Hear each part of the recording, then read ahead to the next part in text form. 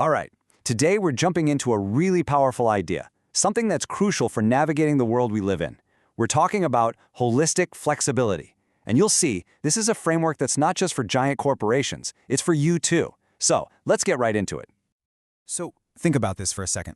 When things get crazy, do you bend or do you break? It's a simple question, but man, the answer pretty much defines who succeeds and who doesn't these days.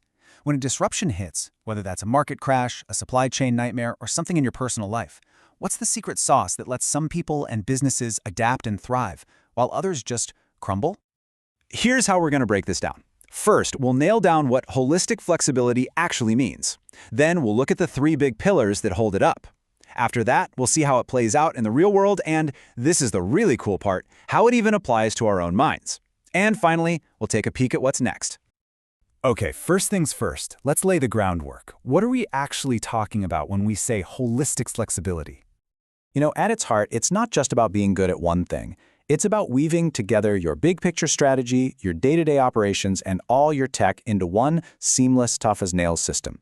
The whole point isn't just to weather the storm, but to actually use the wind to go faster. And that gets us to the why. Why bother with all this? Well, the payoff is huge. You build real resilience. You get the ability to pivot on a dime, and you can make smart, fast decisions even when everything feels like it's on fire. So how does this actually work?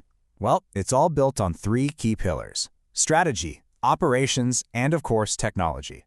Let's see how they fit together. So let's take a look. First up, you've got strategic flexibility. This is your 30,000-foot view, your big plans for sourcing, finance, where you put your resources. Then you zoom into the operational level.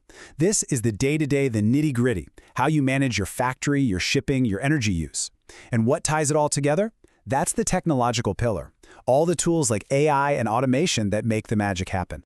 And this right here is the absolute key. You can have a brilliant strategy or the fanciest new tech, but if they're not talking to each other, it doesn't matter. The real power, the magic, only happens when all three of these pillars are totally in sync. That's where you find true agility. Okay, that all sounds great on paper, right? But what does it actually look like when the rubber meets the road? Let's dig into a couple of real-world examples where this kind of integration is making a massive difference. Let's start with something like energy management. So companies are using smart algorithms, that's the tech, to manage their HVAC systems and pull in renewable energy. By doing that, they're massively improving their daily operations. And we're not talking about a small tweak here.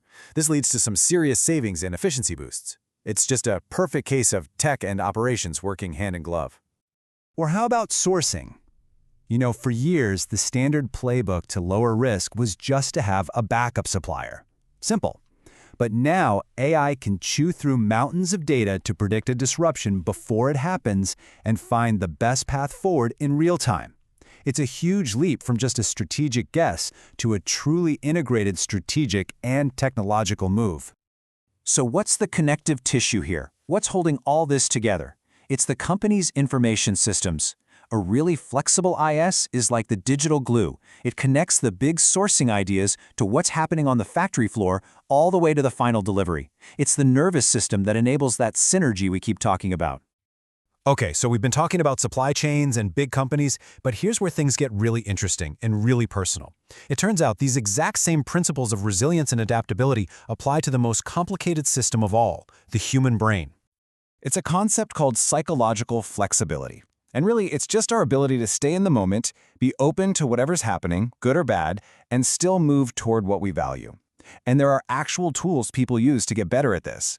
Things like acceptance and commitment therapy, or ACT, and even biofeedback that help train our minds to handle pressure. And the results are just wow. The research is crystal clear. There's a direct line between having a more flexible mind and having a better life. Just look at this. People with higher cognitive flexibility have better mental health, they sleep better, and they're way better at dealing with stress. And this just hits the nail on the head, doesn't it? At the end of the day, you can't build a resilient company with brittle people. Adaptability isn't some corporate jargon, it's a bedrock principle for actually feeling good and being well in this chaotic world. So where does all of this lead? Well, the future is all about integration. It's about tying everything we've talked about, the people, the platforms, and the AI, into one cohesive system. And let's be honest, AI is the absolute game changer here. It's already helping companies make smarter, strategic decisions. It's getting scary good at predicting what's coming next, and it's automating things that used to be way too complex for us to handle. It's the engine driving this whole new way of working. But we gotta be realistic. AI isn't a magic wand. Take Google's AlphaFold, for instance. It's incredible. It can predict the static 3D shape of a protein, which is a massive deal for science. But what it can't do very well yet is predict how that protein is going to move and twist and interact inside a living cell. It's a great reminder that even our best AI can't always predict the future in a truly dynamic system. So what's the playbook? How do we actually build this? Well, step one is you have to tear down the walls. Finance needs to be talking to IT, who needs to be talking to HR. Everyone has to be on the same page. Then you use digital platforms to manage all your resources, and finally, you build models that connect the tech, the people, and the process. The whole shebang. So if you remember one thing from today, let it be this. Flexibility isn't just a single skill anymore. To survive and really win in this world, you need a multidimensional approach, one that beautifully weaves together your strategy, your tech, your operations, and most importantly, the amazing, resilient people who make it all happen. And that leaves us with one final thought to chew on. Take a look around, at your business, at your career, even just inside your own head, and ask yourself, where's the most important place for you to start building flexibility first?